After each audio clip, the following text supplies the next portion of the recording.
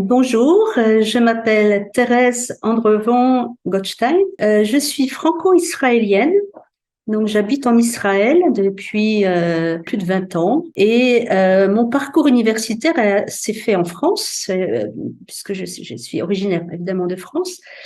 Et j'ai commencé par un doctorat, j'ai suivi un cursus universitaire qui était à Lyon, à l'université catholique, à la faculté catholique de Lyon, puis à l'université, à l'ICP à Paris, l'Institut catholique de Paris.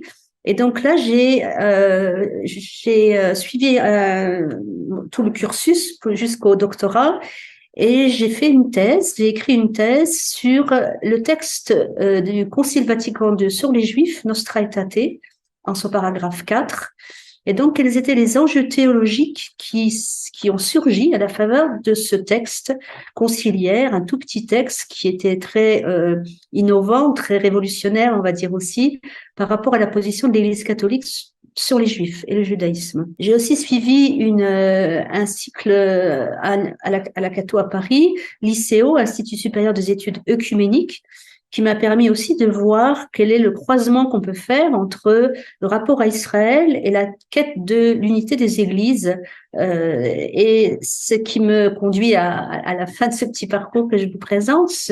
Actuellement, je continue à enseigner à l'Institut catholique de Paris et je participe à un laboratoire de recherche justement sur cette permanence d'Israël et diversité confessionnelle. Comment conjuguer et comment est-ce que la nouvelle approche des églises par rapport à Israël est aussi un ferment par rapport, ou du moins un moteur dans la quête de l'unité, dans la quête de l'œcuménique des églises. Alors j'ai eu la joie de rencontrer il y a quelques années les deux fondateurs de Domini, donc Père Michel et Sœur Marie, et c'est comme ça qu'est venue l'idée de proposer ce cours sur le judaïsme. La deuxième partie va beaucoup plus s'intéresser aux fêtes juives. On va prendre en revue, le cours prend en revue les grandes fêtes juives, en montrant leur articulation les unes avec les autres, donc comment elles sont célébrées, évidemment. Et ce cours essaye aussi de vous faire goûter ce que c'est que le judaïsme. Alors, je ne vous donne pas beaucoup de recettes de cuisine, encore que ce serait possible,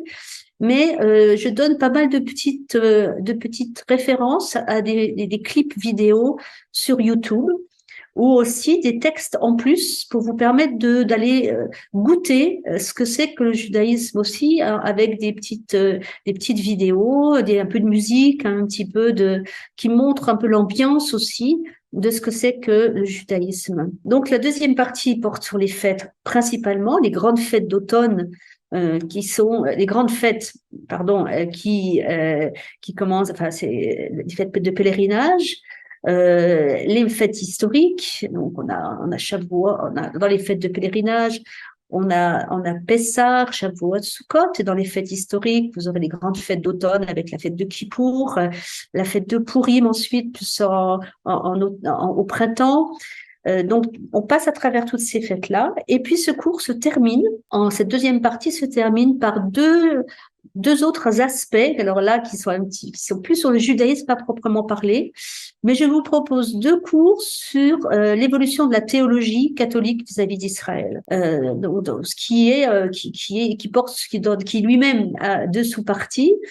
Un peu quel a été pendant 2000 ans, pour faire très gros, hein, l'enseignement traditionnel donné vis-à-vis des Juifs, sur les Juifs par l'Église, généralement les Églises, on peut dire, hein, donc un peuple qui a été plutôt méprisé et considéré comme déicide. Donc là, je développe, si vous voulez, comment dans l'histoire le judaïsme a été considéré et prêché surtout par les Églises. Et dans la deuxième partie, je vous donne quelques éléments d'abord du Concile Vatican II, comment le Concile Vatican II a voulu transformer le regard de foi des chrétiens sur les Juifs. Et puis, je vous propose un petit parcours pour dire qu'est-ce qui s'est passé après Vatican II.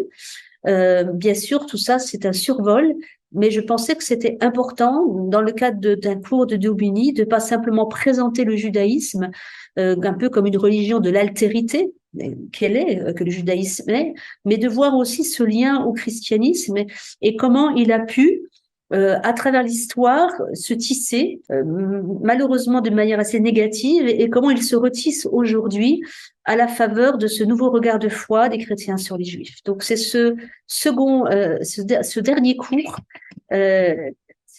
cette deuxième partie, et donc se conclut par ces deux aspects, cet aspect plus théologique du rapport de l'Église à Israël.